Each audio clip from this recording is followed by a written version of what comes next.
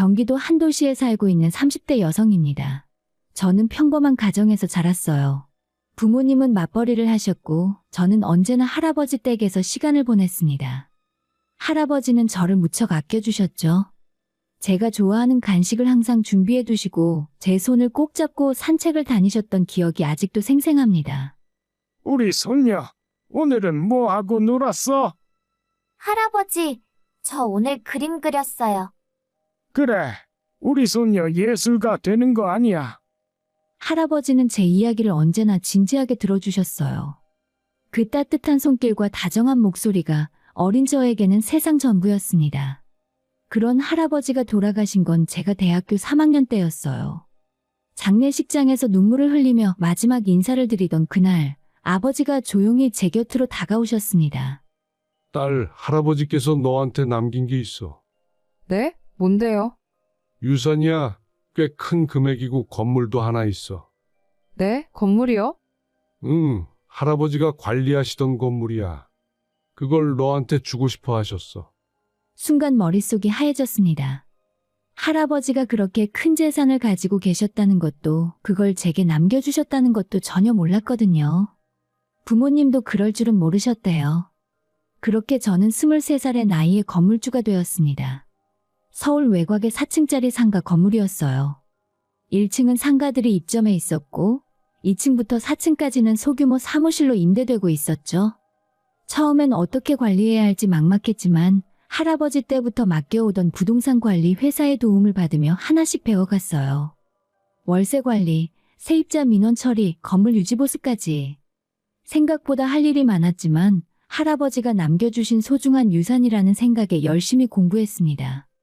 그리고 경제적인 여유가 생기자 동시에 평소 관심 있던 수입품 쇼핑몰도 시작했습니다. 유럽과 일본의 감각적인 소품들을 수입해서 판매하는 온라인 쇼핑몰이었어요. SNS 마케팅을 열심히 하며 브랜드를 키워나갔고 다행히 사업도 안정 궤도에 올랐죠. 건물 월세 수입에 쇼핑몰 매출까지 더해지니 나이에 비해 여유로운 생활을 할 수 있었습니다. 30살이 된 어느 날 대학 후배였던 은지가 소개팅을 제안했습니다. 언니, 진짜 괜찮은 사람이야. 직장도 안정적이고 성격도 좋아. 한 번만 만나봐. 은지야, 나 요즘 좀 바빠서. 회사 재고 정리하느라 정신없어. 그러니까 더 만나야지. 일만 하면 어떡해. 30대 초반이 제일 중요한 시기라고. 딱 한 번만 만나봐. 결국 저는 그녀의 성화에 못 이겨서 그를 만나게 되었습니다. 35살의 남자였죠. 중견기업 과장이었고 첫인상부터 호감이었어요. 키는 175cm 정도로 적당했고 다정한 눈매에 차분한 말투, 배려심도 깊었습니다. 일이 바쁘시다고 들었어요. 쇼핑몰 운영하신다면서요? 네, 수입품 쇼핑몰이요. 요즘 조금 정신 없긴 한데 나름대로 재미있어요. 대단하시네요. 저는 회사 다니는 것도 벅찬데 본인 사업을 하시다니. 어떤 제품들 취급하세요? 주로 유럽이랑 일본 소품들이요. 감각적인 디자인 제품들을 찾아서 소개하는 게 제 일이에요. 와, 정말 멋있다. 저도 그런 제품들 좋아하는데 나중에 쇼핑몰 링크 좀 보내주세요. 그의 진심 어린 칭찬이 기분 좋았습니다. 무엇보다 제 일을 존중해주는 태도가 마음에 들었어요. 그렇게 우리는 자연스럽게 가까워졌고 석 달 만에 연인이 되었습니다. 이 사람은 데이트할 때도 항상 배려심이 넘쳤어요. 제가 야근이 있으면 회사 앞까지 마중 나와주었고 제 의견을 존중해 주었죠. 함께 있으면 편안하고 행복했습니다. 교제 6개월쯤 지났을 때 민수 씨가 조심스럽게 말을 꺼냈습니다. 있잖아, 우리 결혼 생각해볼까? 벌써? 우리 만난 지 6개월밖에 안 됐는데. 내 나이도 있고 너가 정말 좋으니까 더 기다릴 이유가 없을 것 같아서. 근데 있잖아. 그가 잠시 머뭇거리며 커피잔을 만지작거렸습니다. 근데 뭐? 말해봐. 우리 엄마가 좀 성격이 강하셔. 내가 지금까지 결혼 못한 것도 솔직히 엄마 때문일 수도 있어. 이전에 사귀던 여자들도 다 엄마 때문에 헤어졌거든. 그 말에 살짝 불안감이 스쳤지만 저는 웃으며 그의 손을 잡았습니다. 괜찮아. 어머니도 결국 사람인데 잘 지내면 되지 뭐. 나도 어른이고 대화하면 이해하실 거야. 정말 괜찮겠어? 걱정 마. 고마워. 먼저 얘기해줘서. 고마워. 그럼 이번 주말에 우리 부모님 뵙자. 미리 말씀드릴게. 그때 저는 몰랐습니다. 그 말이 단순한 걱정이 아니라 명확한 경고였다는 것을요. 그리고 그 주말부터 제 인생에서 가장 악몽 같은 시간이 시작될 거라는 것도 말이죠. 지금 생각하면 그때 그의 표정에서 뭔가 더 물어봤어야 했어요. 하지만 사랑에 빠진 저는 모든 게 다 좋아 보였고 어떤 문제든 해결할 수 있을 거라 믿었습니다. 주말에 저는 남자친구와 함께 그의 부모님 댁을 찾았습니다. 손에는 백화점에서 정성껏 고른 과일 선물 세트를 들고 있었어요. 떨리는 마음으로 현관문을 열자 어머님이 나오셨습니다. 어서 와요. 목소리는 평온했지만 저를 훑어보는 그 눈빛은 차가웠습니다. 마치 물건을 평가하듯 머리부터 발끝까지 짧게 훑는 시선이 불편했어요. 안녕하세요, 어머님. 처음 뵙겠습니다. 그래요, 들어와요. 인사를 받는 태도조차 무뚝뚝했습니다. 거실로 들어가자 아버님이 반갑게 맞아주셨어요. 우리 며느리감 왔구나. 어서 와요. 민수 녀석이 자랑 많이 했어요. 안녕하세요, 아버님. 앉아요, 앉아. 차 마시면서 이야기합시다. 아버님은 친절하셨지만 어머님은 소파에 앉아 저를 계속 뚫어지게 쳐다보셨어요. 그 무거운 침묵을 깨고 어머님이 입을 여셨습니다. 나이가 어떻게 되죠? 올해로 31살입니다. 그럼 우리 민수보다 5살 어리네. 빨리 결혼해서 애부터 낳아야겠다. 그래서 사업한다면서요? 뭐 하는 건데요? 수입품 쇼핑몰을 운영하고 있습니다. 수입품? 그게 뭐예요? 유럽이나 일본의 감각적인 소품들을 수입해서 온라인으로 판매하는 온라인? 제 말이 끝나기도 전에 어머님이 코웃음을 쳤습니다. 그럼 집에서 컴퓨터만 하는 거네. 그게 무슨 제대로 된 일이야? 엄마, 남자친구가 난처하게 말을 끊으려 했지만 어머님은 멈추지 않으셨습니다. 그거 해서 한 달에 얼마나 버는데? 그게 갑자기 돈 이야기를 꺼내시니 순간적으로 뭐라 말을 해야 좋을지 모르겠더라고요. 말 못해. 얼마 못 벌어서 그렇겠지. 에휴, 우리 민수가 대기업은 아니어도 나름 유망한 중견기업 과장인데 어디서 돈도 제대로 못 버는 여자를. 어머니, 민수 씨가 큰 소리로 제지했습니다. 왜? 내가 뭐 잘못된 말 했어? 여자가 결혼하면 집안 살림도 해야 하고 애도 키워야 하는데 돈도 제대로 못 벌면서 무슨 일을 한다고. 저는 참으려고 애썼습니다. 주먹을 꽉 쥐고 입술을 깨물었어요. 제 수입은 안정적인 편이에요. 그리고 건물도 하나 소유하고 있어서.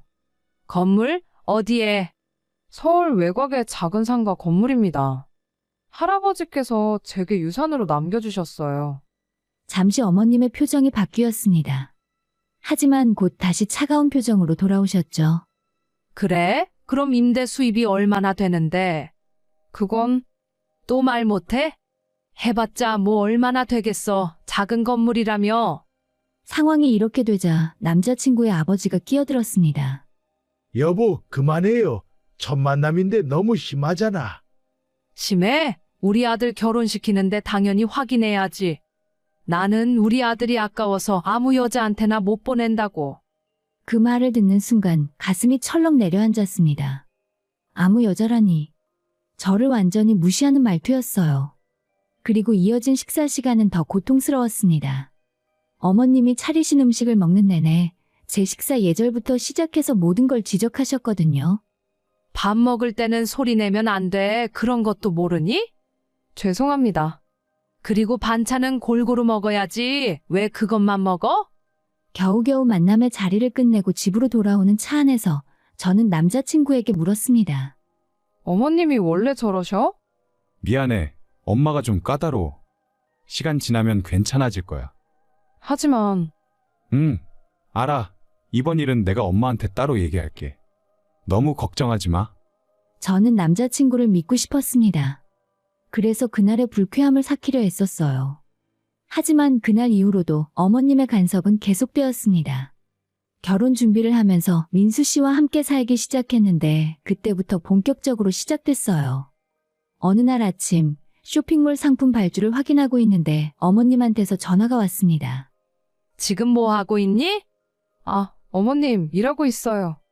일? 또 그 컴퓨터로 하는 거. 그게 돈이나 되니? 네, 괜찮습니다. 이번 달엔 얼마나 벌었어? 솔직히 말해봐. 어머님, 그건 좀. 말 못해. 역시 별로 못 버는구나. 내가 좋은 생각이 있다. 내가 동네에서 김밥집을 하고 있거든. 차라리 거기서 둘이 같이 일하자. 네? 김밥집이요? 그래, 별로 어려울 것 없어. 너도 배우면 돼.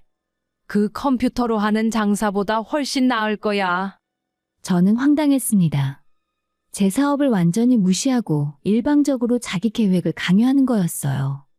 저는 지금 하는 일이 있어서요. 그게 무슨 일이야? 제대로 된 일을 해야지. 김밥집은 확실하잖아. 매일 현금이 들어오고. 죄송하지만 저는 제 일을 계속하고 싶습니다. 뭐? 지금 내 말을 거역하는 거야? 거역이 아니라. 요즘 애들은 정말 결혼할 거면 시집 식구 말을 들어야 하는 거 모르니? 어머님은 화가 나신 채로 전화를 끊으셨습니다. 한숨이 절로 나왔어요. 그로부터 며칠 후였습니다. 어머님이 또 전화하셨어요. 오늘 시간 돼? 같이 드라이브나 갈까? 네? 갑자기요? 그래, 시어머니랑 며느리가 친해져야지. 2시에 우리 집 앞으로 와. 거절할 분위기가 아니었습니다. 저는 하던 일을 멈추고 차를 몰고 어머님 댁 앞으로 갔어요. 어머님, 저 왔습니다. 근데 내가 뒷좌석에 앉을게. 네? 왜요? 앞자리가 편하실 텐데. 아니야, 뒤가 좋아. 앞에는 멀미가 나거든. 이상했지만 어머님 고집을 꺾을 수 없었습니다. 어머님은 뒷좌석에 앉으시더니 이상하게 뭔가를 만지작거리셨어요. 어디 갈까요? 그냥 한강 쪽으로 가볼까? 한강공원을 향해 차를 몰고 가는데 갑자기 어머님이 말씀하셨습니다. 됐어, 그냥 집으로 가자. 갑자기 속이 안 좋네. 네? 벌써요? 이제 막 출발했는데. 그냥 가자니까 빨리. 어머님의 목소리에 짜증이 섞여 있었습니다. 할 수 없이 저는 차를 돌렸어요. 어머님을 다시 집 앞에 내려드리고 집에 오는 길에 남자친구와 그날 있었던 이상한 일에 대한 이야기를 하며 저도 집으로 돌아왔습니다. 도대체 왜 그러시는 거지? 뭔가 석연치 않았지만 피곤해서 그냥 잊으려 했어요. 그런데 다음날 세차를 하다가 뒷좌석 밑에서 이상한 걸 발견했습니다. 이게 뭐지? 작고 검은 기기였습니다. 집어들어 자세히 살펴보니 녹음기였어요. 손이 떨렸습니다.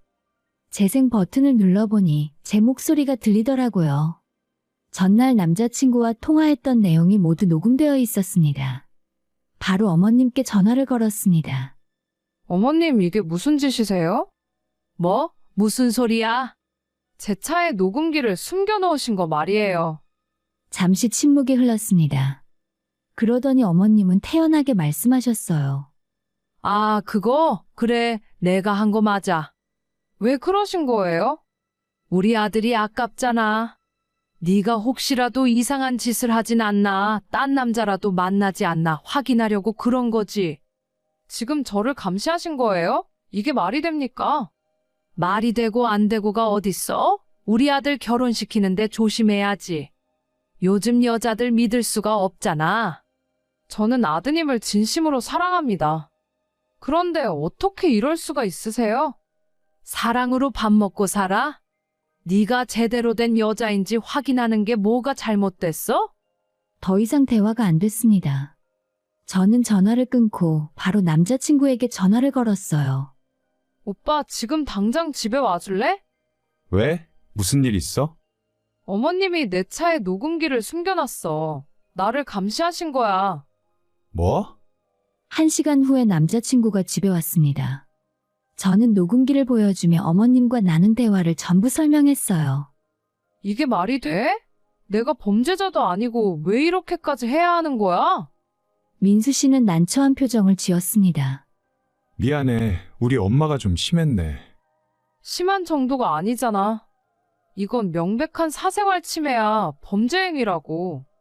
알아. 근데 엄마 입장도 이해해줘. 아들을 걱정하는 마음에. 이게 걱정이야. 이건 불신이고 모욕이야. 그래도 엄마니까 좀 참아줘. 내가 엄마한테 말할게. 참으라고 계속 나한테 참으라고만 하는구나. 그게 아니라 엄마랑 싸우면 더 복잡해져. 그냥 김밥집에서 일하겠다고 말이라도 해. 그럼 엄마도 좀 누그러질 거야. 그 순간 민수 씨가 너무 낯설게 느껴졌습니다. 김밥집? 그럼 내 일을 포기하라고? 포기하라는 게 아니라 잠깐만 엄마를 달래주자는 거지. 오빠는 나보다 어머님이 더 중요한 거야? 그게 무슨 소리야? 나도 힘들어. 엄마도 달래야 하고 너도 달래야 하고. 나는 달랠 대상이 아니야. 나는 네 약혼녀라고. 우리는 그날 처음으로 크게 싸웠습니다. 남자친구는 결국 어머님 편을 들었고 저는 완전히 혼자라는 느낌을 받았어요. 그날 밤 침대에 누워 생각했습니다. 이 결혼 제대로 된 선택일까? 하지만 이미 결혼 날짜도 잡혔고 하객 명단도 작성했어요. 주변 사람들에게도 다 알렸죠. 조금만 더 참아보자. 결혼하면 나아지겠지. 그렇게 스스로를 다독였지만 마음 한편에서는 불안이 점점 커져가고 있었습니다. 그리고 시간이 흘러서 추석이 다가왔습니다. 남자친구는 본가에서 차례를 지내자고 했지만 어머님께서 제가 사는 집으로 오시겠다고 하셨어요. 추석 음식 준비 좀 대충 해놔. 내가 갈게. 네, 어머님. 녹음기 사건 이후로 관계가 냉각됐지만 그래도 명절이니 잘 보이고 싶었습니다. 저는 이틀 동안 준비했어요.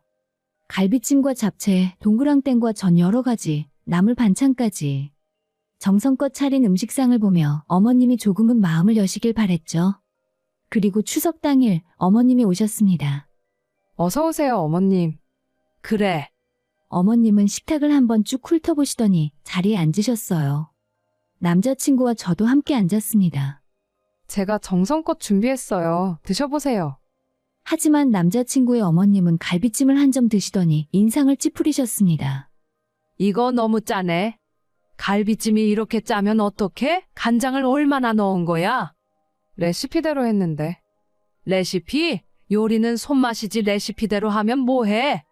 어머님은 잡채도 드시더니 또 고개를 저으셨어요. 이건 또 단맛만 나네. 당면도 불었고. 죄송합니다. 동그랑땡은 또 뭐야? 기름기만 가득하고. 제대로 된 게 하나도 없네. 급속하게 얼어붙은 분위기에 남자친구가 끼어들었습니다. 엄마, 맛있는데요? 제 입맛엔 딱이에요. 너는 입맛이 없으니까. 여자한테 요리는 기본이야. 돈도 제대로 못 버는데 요리까지 이 모양이면 어떻게 하니? 그 말을 듣는 순간 제 속에서 뭔가가 끊어지는 소리가 들렸습니다. 참고 또 참았던 인내심의 실이 툭 끊어진 거예요. 어머님, 제가 어제부터 정성껏 준비한 음식입니다. 맛이 입에 안 맞으시면 차라리 드시지 마세요. 뭐? 지금 뭐라고 했어? 제 요리가 마음에 안 드신다면 굳이 드실 필요 없다는 말씀이에요. 저는 자리에서 일어나서 어머님 앞에 있던 접시들을 하나씩 치워버렸습니다. 야, 지금 뭐 하는 거야? 어차피 맛없다고 하셨잖아요. 제가 치워드리는 거예요. 이 버릇없는 것이. 상황이 이렇게 되자 남자친구는 당황해서 저를 말렸습니다. 그만해. 우리 엄마한테 왜 이래? 오빠도 가만히 있어. 나 이제 더 이상 참지 않을 거야. 저는 음식을 전부 치우고 제 방으로 들어가 버렸습니다.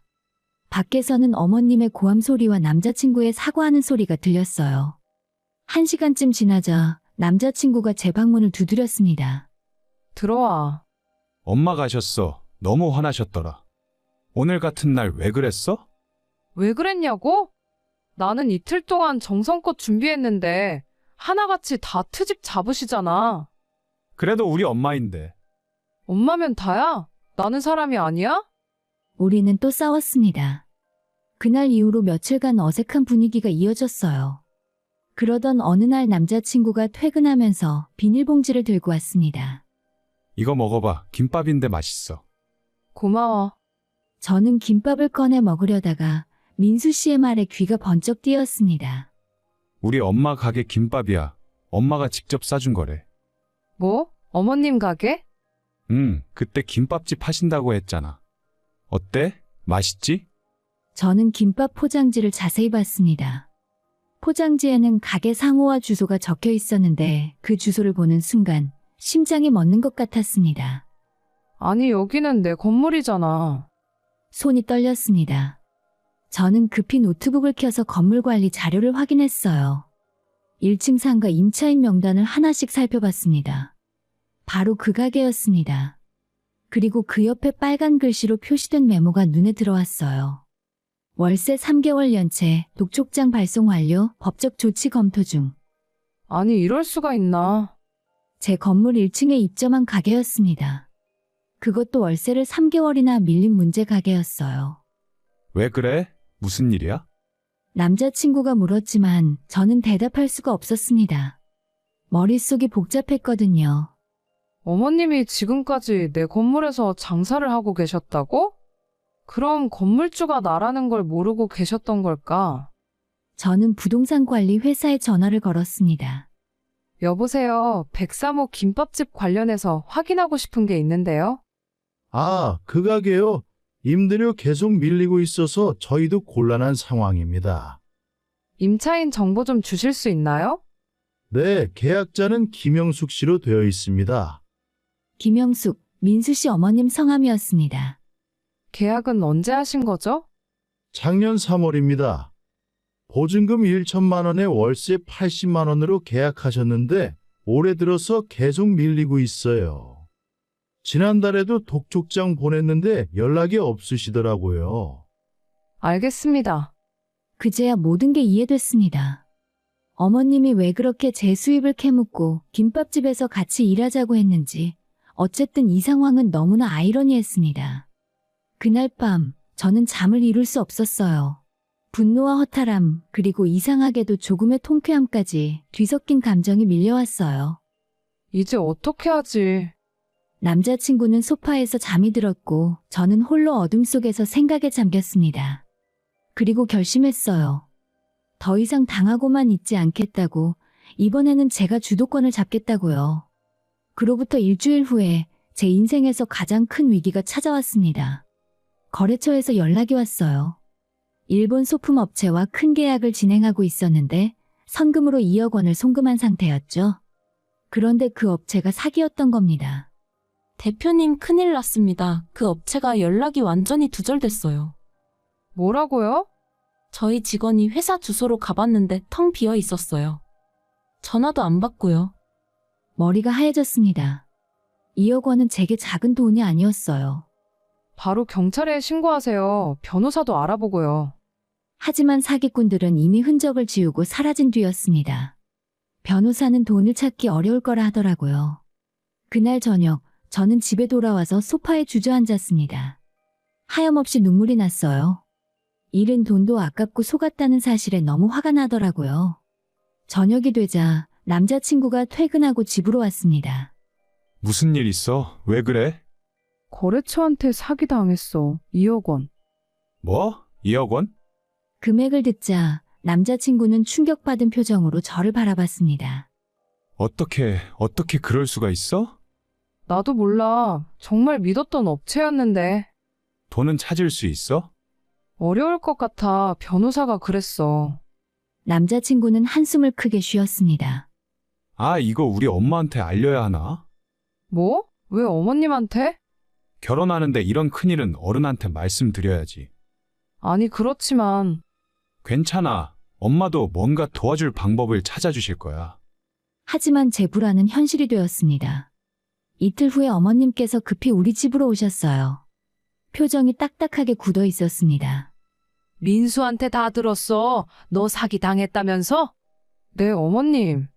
대체 얼마나 날렸는데? 총 2억 원입니다. 2억 원? 그 돈을 그냥 날렸다고? 어머님은 소리를 지르기 시작했습니다. 좀 더 꼼꼼하게 확인했어야 하는데 제가 조심하지 못해서. 그게 조심 못한 걸로 끝날 일이야? 머리에 든 게 뭐야? 사업한다는 애가 그 모양이야? 죄송합니다. 죄송하면 다야? 당신 그러고도 우리 아들이랑 결혼하겠다는 거야? 그 말에 고개를 들었습니다. 네? 파혼해. 당장 파혼하라고. 어머니, 남자친구가 깜짝 놀라 말렸지만 어머님은 멈추지 않으셨습니다. 이런 무능한 여자랑 무슨 결혼을 해? 사기당해서 2억을 날리는 여자가 우리 집안 며느리가 된다고? 절대 안 돼. 엄마, 진정하세요. 내가 어떻게 진정해. 이 여자가 우리 집안 망칠 게 뻔한데. 저는 조용히 그 말들을 듣고 있었습니다. 이상하게도 화가 나지 않았어요. 오히려 마음이 차분해졌습니다. 아, 이제 정말 끝이구나.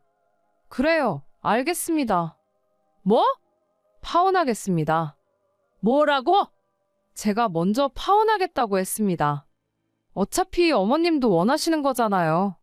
남자친구가 놀라서 저를 붙잡았습니다. 야, 무슨 소리야? 갑자기 너까지 왜 그래?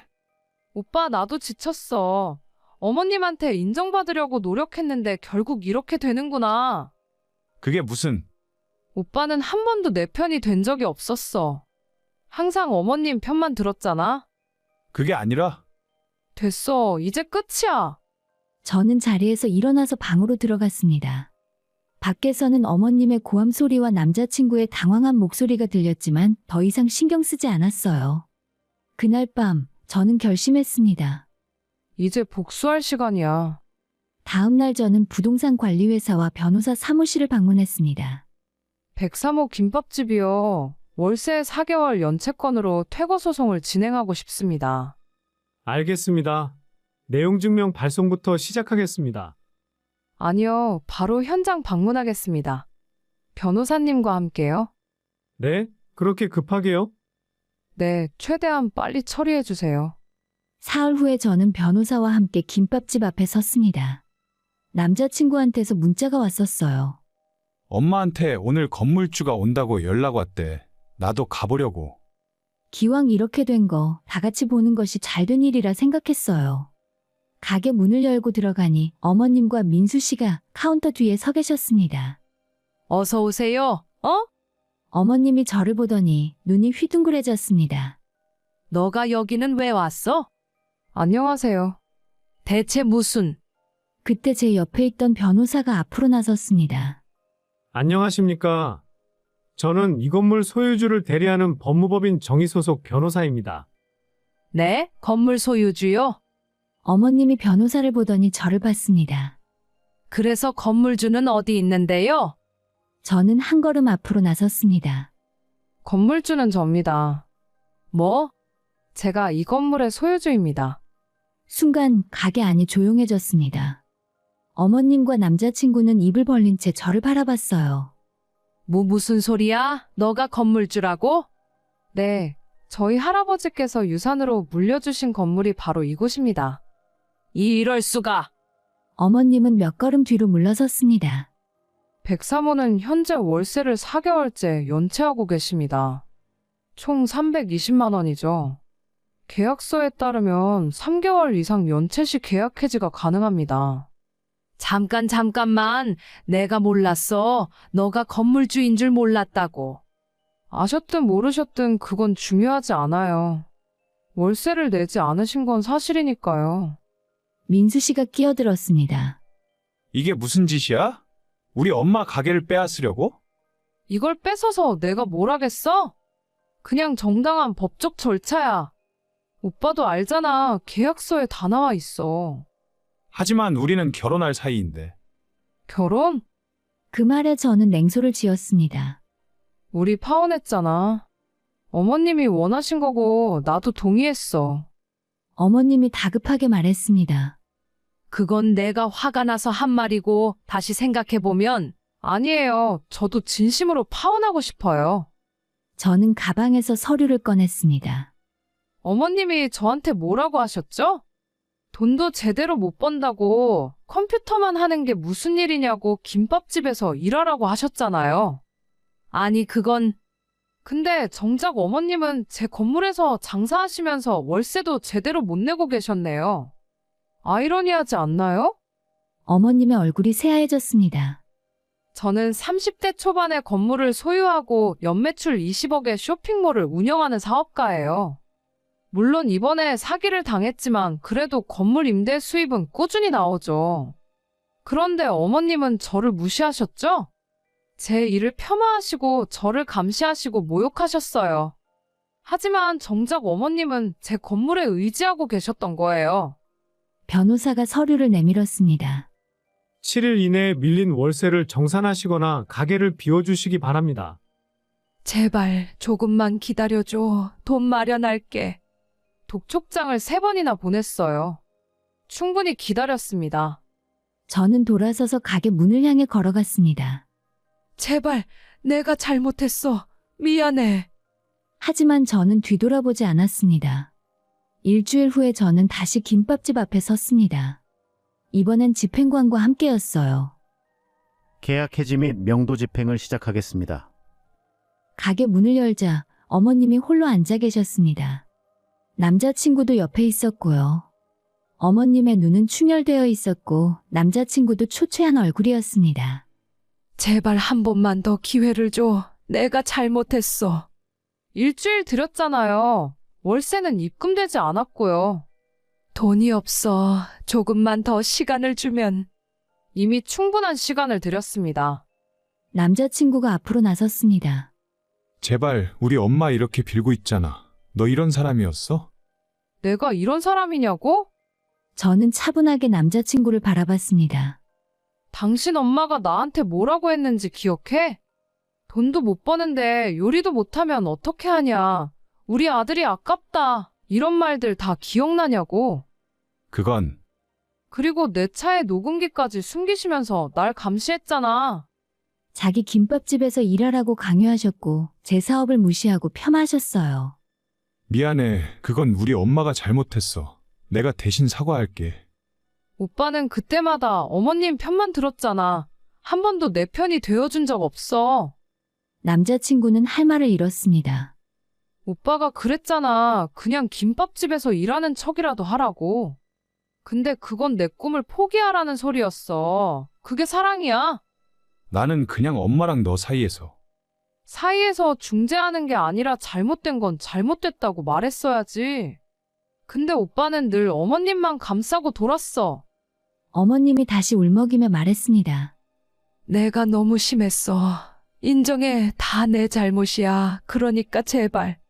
저도 처음엔 이해하려고 했어요. 아들이 아까운 마음, 며느리 될 사람이 걱정되는 마음도 다 이해해요. 저는 잠시 숨을 고르고 말을 이었습니다. 하지만 어머님은 선을 넘으셨어요. 저를 한 명의 인간으로 존중하지 않으셨죠. 그냥 아들한테 맞춰야 하는 며느리로만 보셨어요. 그리고 정작 어머님은 제 건물에서 장사하시면서 월세도 제때 내지 못하셨잖아요. 제 사업은 무시하시면서요. 어머님은 고개를 떨궜습니다. 집행관이 말했습니다. 명도 집행을 진행하겠습니다. 모든 물품을 빼주시기 바랍니다. 거기까지만 보고 저는 밖으로 나왔습니다. 남자친구가 뒤따라왔어요. 우리 진짜 이렇게 끝나는 거야? 이미 끝났어. 나는 너 사랑했어. 진심이었다고. 저는 걸음을 멈추고 돌아봤습니다. 오빠도 진심이었다는 거 알아. 근데 사랑만으로는 부족해. 나에 대한 존중이 있어야지. 나도 너를 존중했어. 아니, 오빠는 나보다 엄마가 더 중요했어. 그게 잘못된 건 아니야. 하지만 나는 그런 관계를 원하지 않아. 그럼 넌 뭘 원하는데? 나를 지켜줄 수 있는 사람, 내 편이 되어줄 수 있는 사람. 그리고 무엇보다 나를 있는 그대로 존중해주는 사람이지. 남자친구는 아무 말도 하지 못했습니다. 잘 지내. 그리고 어머님께도 잘해드려. 저는 그렇게 돌아섰습니다. 한 달이 지났습니다. 결국 김밥집은 문을 닫았고 그 자리엔 새로운 카페가 들어왔어요. 남자친구와는 완전히 연락을 끊었습니다. 그리고 6개월이 지났습니다.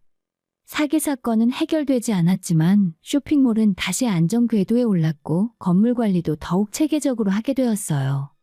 새로운 입주자들과도 좋은 관계를 유지하고 있습니다. 하지만 지금 외롭지 않다고 하면 거짓말일 거예요. 가끔은 누군가 곁에 있었으면 하는 생각도 들고요. 하지만 지금의 저는 알고 있습니다. 혼자 있는 것이 잘못된 사람과 함께 있는 것보다 훨씬 낫다는 것을요. 그리고 언젠가는 저를 진심으로 존중하고 제 편이 되어줄 수 있는 사람을 만날 거라는 것도요. 오늘도 저는 쇼핑몰에 신제품을 등록하고 건물 관리를 하고 새로운 사업 계획을 세웁니다. 너무 바쁘고 정신이 없지만 그게 가장 행복한 삶이라는 걸 이제는 알게 되었으니까요.